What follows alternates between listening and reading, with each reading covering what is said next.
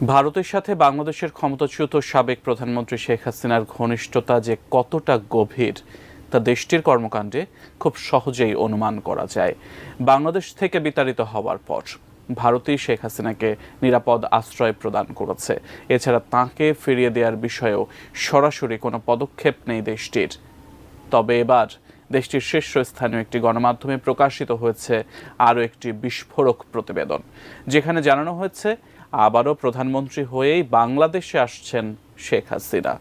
প্রতিবেদনটি নিয়ে বিস্তারিত জানাচ্ছেন সহকর্মী Istiaq Hossain. To let you know that don't worry, Prime Minister Sheikh Hasina is coming back as the Prime Minister of Bangladesh. গণঅভ্যুত্থানের পর 5 August Sheikh Hasina পালিয়ে ভারতে আশ্রয় নেন। এরপর থেকেই ভারতের সাথে বাংলাদেশের সম্পর্কে ফাটা পড়তে শুরু করে। একদিকে কূটনৈতিক সম্পর্কের টানাপোড়েন, অন্যদিকে ভারতীয়